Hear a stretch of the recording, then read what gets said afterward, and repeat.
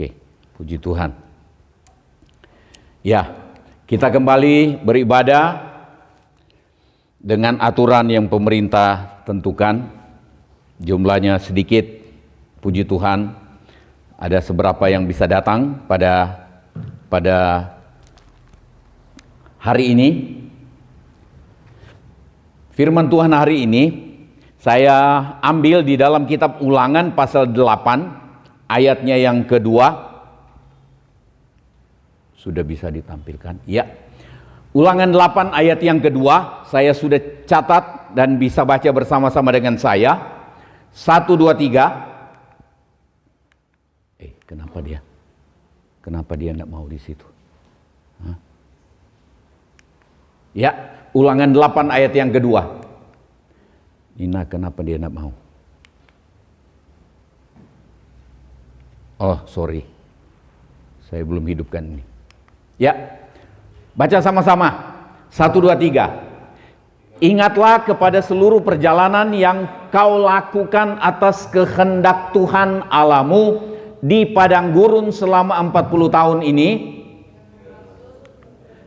dengan maksud merendahkan hatimu dan mencobai engkau untuk mengetahui apa yang ada di dalam hatimu, yakni apakah engkau berpegang pada perintahnya atau tidak. Itu ayat awal untuk renungan kita pada hari ini. Yang kita mau bicarakan adalah mengenai yang saya taruh merah itu, untuk mengetahui apa yang ada di dalam hatimu. Mengetahui apa yang ada di dalam hati. Ada satu ayat saya ingat di dalam kitab Amsal dikatakan bahwa hati penipu. Jadi seringkali apa yang sebenarnya ada di dalam hati kita, kita tidak tahu. Itu sebabnya kita tertipu. Perjalanan hidup kita tertipu. Karena kita kira kita baik. Hati menipu. Dan setan memang gunakan itu. Kita tidak bicarakan itu. Tetapi Tuhan ingin mengetahui apa yang ada di dalam hati kita. Nah, dan supaya kita tahu keadaan hati kita. Jadi mengetahui apa yang ada di dalam hati, seperti yang kita baca tadi, perjalanan orang Israel keluar dari Mesir sampai mereka masuk ke tanah perjanjian, banyak hal yang terjadi. Ayat tadi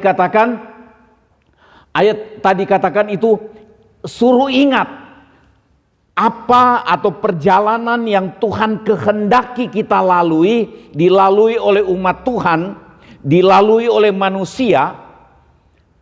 Suruh ingat katanya, Tuhan lakukan itu supaya untuk mengetahui apa yang ada di dalam hati. Nah, nanti kita lihat sebentar.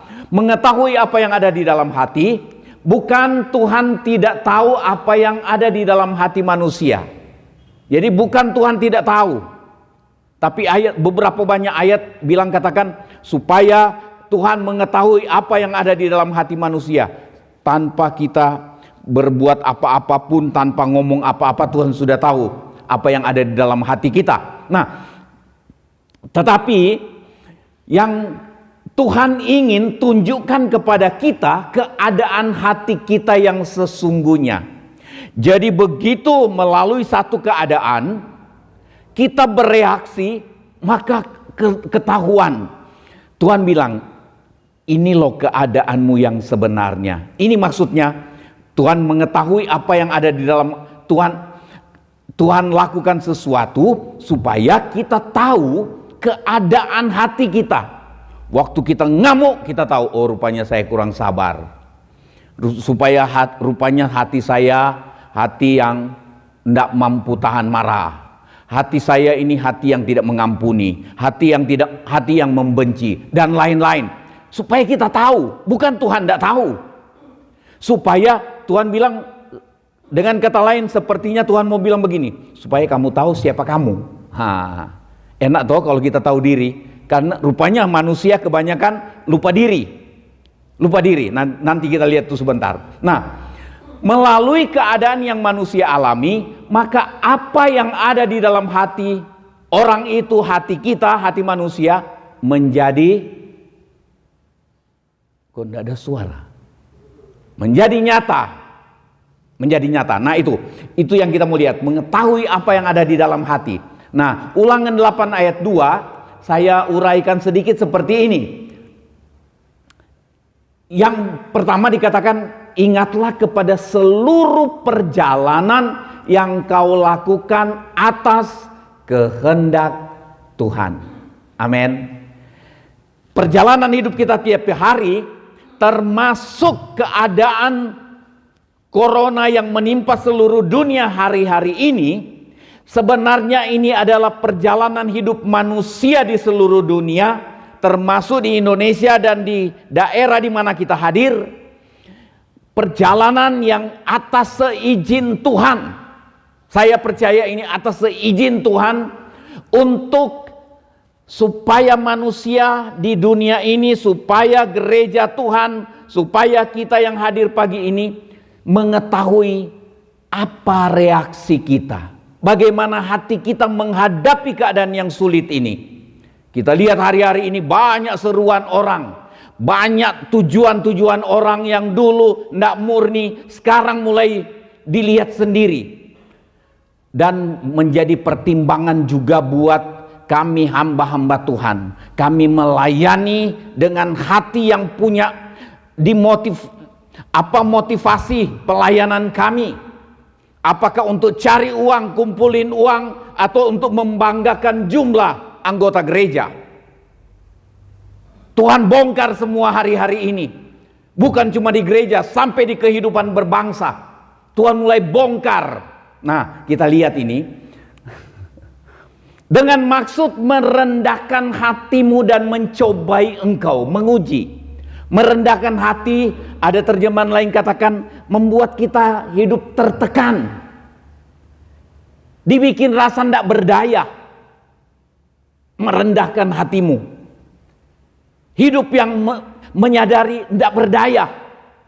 Tuhan bilang untuk merendahkan hatimu, perjalanan hidup, keadaan yang terjadi, persoalan yang terjadi, untuk merendahkan hatimu dan mencobai atau menguji engkau, untuk mengetahui apa yang ada dalam hatimu, yakni apakah engkau berpegang pada perintahnya atau tidak. Nah, rupanya ketaatan kita kepada firman Tuhan bisa terlihat di masa-masa sulit, di masa-masa kita alami persoalan. Nah, yang pertama kita lihat hal yang dapat membuat kita mengetahui keadaan hati kita. Hal yang Tuhan lakukan untuk mengungkap apa yang ada di hati manusia, apa yang ada di hati kita. Yang pertama kita lihat dua hal pagi ini. Yang pertama, kesukaran. Kita harus akui keadaan yang kita hadapi hari ini, corona yang menimpa seluruh dunia mendatangkan kesukaran. Betul atau iya? Betul ya? Betul. Mendatangkan kesukaran. Jadi sukar semua. Sukar untuk sehat. Semua pakai pakai penutup mulut, penutup tinggal mata yang tidak ditutup. Semua pakai penutup, sukar. Ekonomi juga jadi sukar. Bangsa-bangsa yang hebat ekonominya terlihat sungguh-sungguh merosot. Ekonomi tiap-tiap orang juga merosot. Kesukaran. Saat bangsa Israel alami kesukaran, mereka memberontak terhadap Tuhan dan Musa. Jadi waktu di padang gurun, Tuhan bilang, ingatlah perjalanan yang kamu lakukan atas kehendak Tuhan Allahmu di padang gurun. Tujuannya supaya kamu menyadari ketidakberdayaan, merendahkan hatimu, dan menguji engkau apakah engkau tetap taat. Ternyata mereka memberontak. Ketika kesukaran datang, perjalanan beberapa hari tidak ada air, mereka memberontak. Mereka bilang, kenapa Tuhan bawa kami ke sini untuk mau dibunuh? Pemberontakan. Ucapan-ucapan yang tidak benar diucapkan. Seperti firman Tuhan minggu yang lalu. Dusta diucapkan. Pasti bukan Tuhan yang suruh kamu, Musa. Kamu yang bawa kami ke sini, tidak ada arah. Mulai begitu alami kesukaran, orang mulai memberontak. Kita lihat itu di mana-mana terjadi. Ketika keadaan sukar terjadi, keadaan sukar dalam hidup pribadi, rumah tangga, pekerjaan kita, dalam kehidupan bergereja, dalam kehidupan pelayanan, dalam kehidupan berbangsa dan negara, ketika kesukaran terjadi, orang memberontak. Ketika masalah terjadi, ada masalah. Ketika ada masalah terjadi, maka mulai kelihatan sifat apa yang ada di hati manusia. Dia mulai memberontak, berontak kepada Tuhan, dan berontak kepada pemimpin, pemberontakan terhadap kepemimpinan yang benar. Kita lihat itu di mana-mana. Sudah pemimpin benar, masih dibikin kumpul rancangan orang-orang kumpul untuk bikin pemberontakan. Sepertinya tidak ada dasar, dicari-cari salahnya. Itu orang Israel, bukan orang Indonesia. Tapi mungkin di kita juga ada ya. Kita tidak tahu. Cuma bangsa ini yang jawab. Orang di bangsa kita ini yang jawab. Gereja, orang-orang gereja jawab. Apakah ada pemberontakan terhadap kepemimpinan yang benar? Kalau pemimpin tidak benar, orang memberontak, tidak heran. Tapi kita mulai jadi tidak heran hari-hari ini. Sebetulnya mengherankan. Pemimpin yang sudah jalan benar pun orang memberontak. Ketahuan hatinya orang. Di masa ada persoalan, ketahuan hatinya orang. Tuhan izinkan persoalan datang untuk dapat mengetahui apa yang disembunyikan dalam-dalam oleh manusia. Nah, pemberontakan terhadap kepemimpinan yang benar, kemudian terlihat semua yang ada di hati mereka, hati yang busuk, hati yang memberontak. Kita lihat hari-hari ini, lihat di TV hari-hari ini, orang ngomong sembarangan, kritik sembarangan. Belum tentu dia mampu berbuat, tapi dia kritik pemimpin. Kritik pemimpin yang benar. Sudah pemimpin itu benar, masih dikritik dengan macam-macam.